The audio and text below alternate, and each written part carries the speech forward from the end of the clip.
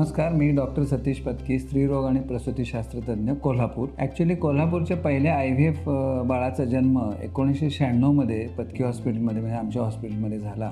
आणि तेव्हापासून आज तागायत ह्या IVF तंत्रज्ञानामध्ये प्रचंड प्रमाणावर बदल घडून आले आहेत, रिव्होल्युशन्स घडून आलेले आहेत. जसं आपण बघतो की पूर्वीच्या काळात साधे फोन वापरत होतो, आपण लँडलाईन फोन वापरत होतो, त्याच्यानंतर मोबाईल फोन वापरत होतो आणि त्याच्यानंतरही आता त्यातही टेक्नॉलॉजीमध्ये बरेच बदल झाले.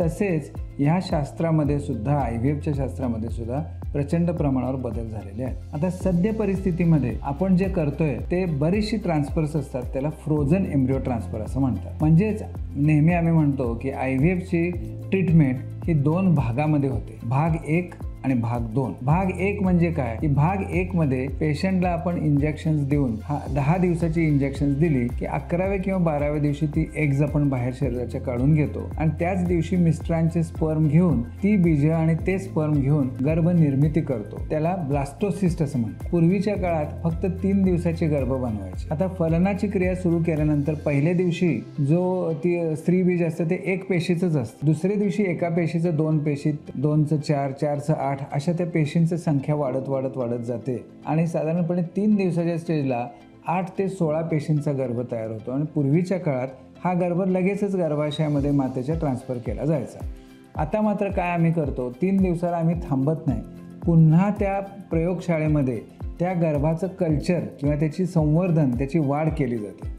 किती दिवस वाढ केली जाते तर 5 दिवस. 5 दिवस हा पिरियड असा आहे की त्याच्यानंतर गर्भाची वाढ आपण प्रयोगशाळेत करू शकतच नाही. मॅक्झिमम पिरियड हा 5 दिवसांचा. आणि 5 दिवसाला जो गर्भ बनतो तो परिपक्व गर्भ असतो, त्याला म्हणतात ब्लास्टोसिस. तर पहिला भाग जो IVFच्या उपचारांचा जो आहे त्याला आपण फक्त बीज तयार करून त्यातून गर्भ तयार करून ब्लास्टोसिसचे गर्भ तयार करायचे आणि ते फ्रीज करायचे.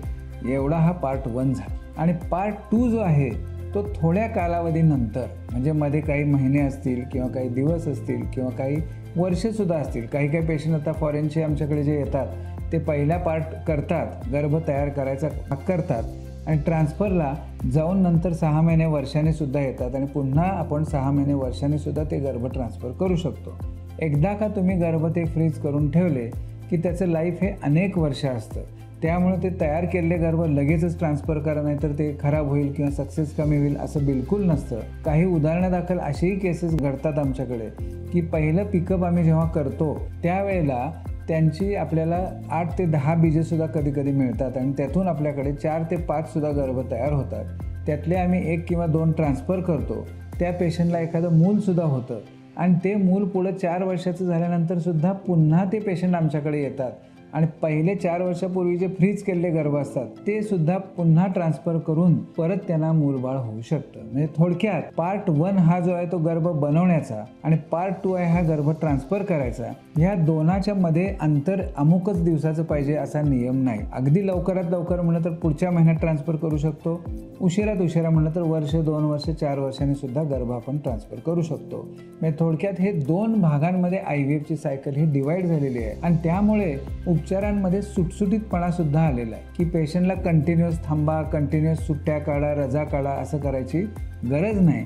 आणि ते पार्ट 1 आणि पार्ट 2 कसे सुटसुटीतपणा त्यात उपचारांमध्ये आम्ही आणलाय, हा भाग आपण पुढच्या भागामध्ये ह्याच्यावर चर्चा करू. धन्यवाद.